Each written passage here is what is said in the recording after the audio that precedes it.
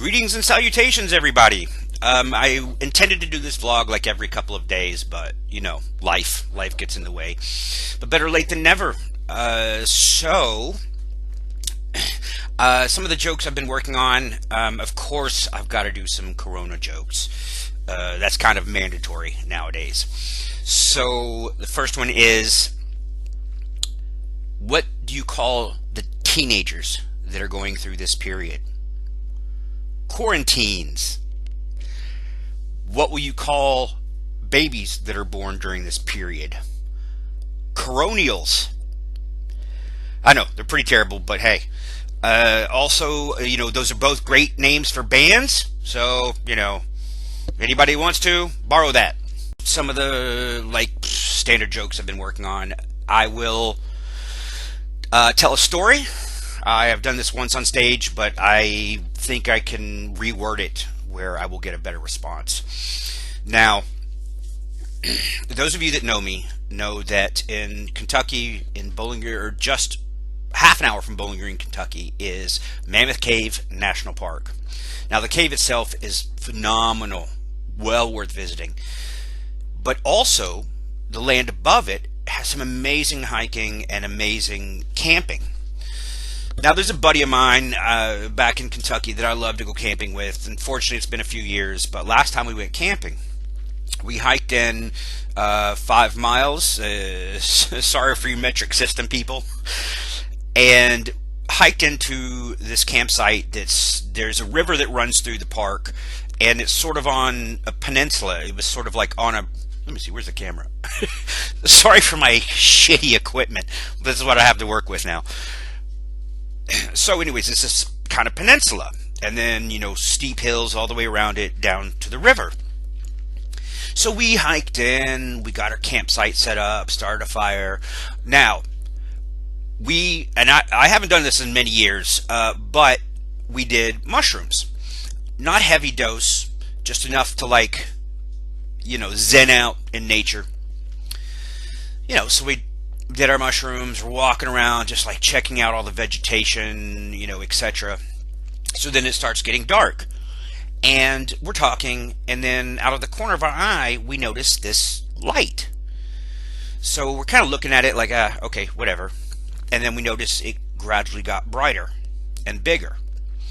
So we started looking at it and thinking, okay, let's figure this out. Could it be like a park ranger's flashlight? No, because it would have been moving, etc. Could it be somebody else's campfire? No, because again, it would be flickering, etc. So we just kept going through the options in our brain, and we started getting more and more nervous, and more and more nervous, and we started thinking, oh my God, could it be a UFO? No, of course not. We're logical people. No. Okay, there's got to be some rational explanation. But of course, in our, tripped environmental state, we're just kind of like, wow, what if it is real? What if there are UFOs? Are we about to experience one? What? No. Logic. No. What if it's real? No. Logic. Real. Logic. Real. Logic. So it kept getting bigger and brighter. Then it eventually got to where there was a tiny bit of gap between it and the ground. And then we realized, fucking shit, it's the moon! We had forgotten we were at a high enough elevation. It was a full moon that evening, but we didn't see it rising from the beginning because we were at such a high elevation. So we were freaking out about, maybe science is wrong. It's a UFO, when it was the moon. It was the moon. Europeans or anybody else outside the United States is going to get a real kick out of this. Now, a brilliant solution to traffic lights at intersections that Europeans have been doing forever is called a roundabout. So, it's just what it sounds like. It's a round street around some center, usually grass with some sculptures, whatever, and roads feed into it. So you drive in, you drive around, and you exit where you need to exit. And there's usually an internal lane so that you can go all the way around if you need to, and then there's external lanes, so you come in, if you need to exit, like the third exit, you come around, and then it will, it will feed you. You signal whatever, it'll feed you out, the street you need to go out. So, in Bowling Green, Kentucky, near the university, there was a traffic light that just got so bad. Traffic got so bad, in the two rush hours, morning and afternoon, that they needed to do something. So, I don't know, someone in the government decided, hey, let's try this roundabout thing. Now, as far as I remember, it was the first roundabout in the entire state. I don't know if that's true, but it definitely was among, the first five, no doubt. Now, the day they were going to open the roundabout, there had been all this discussion about, there's going to be, so many accidents, etc., because, we were not trained for that when you're, in your driving test, and drivers are not used to that. So people actually sat around the roundabout in chairs, like entertainment, like they were watching NASCAR or something, just waiting for an accident.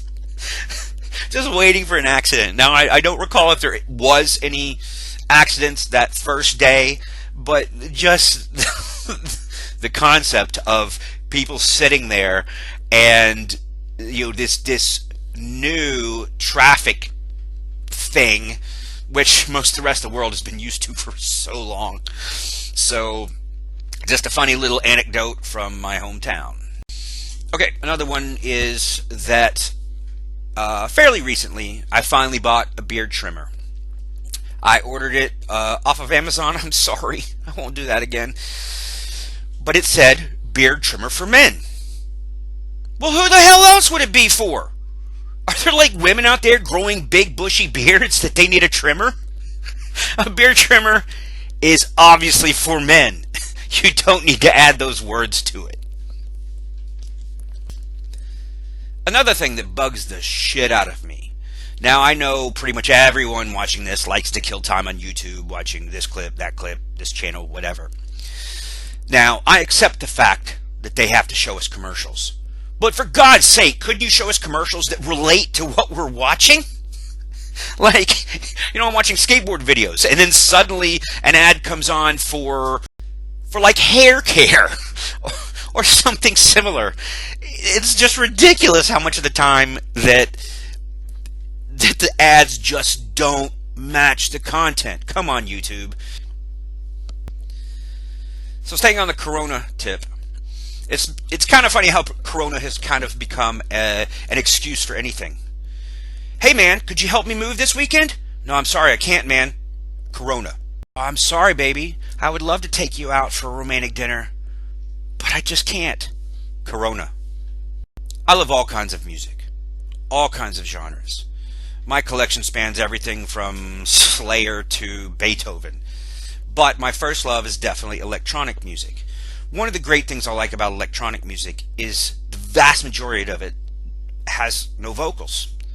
And I don't need vocals, because I got enough voices in my head already. So, unfortunately, Denmark is one of the hardest countries in the entire world to immigrate to. It's a small country, so, not that much space, as an excuse is used.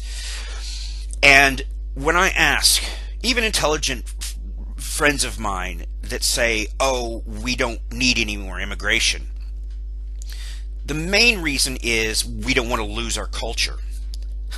That's rather ironic, coming from a culture that, hundreds of years ago, sailed out, raped, and pillaged most every other culture in Northern Europe, including Ireland, where the majority of my family comes from.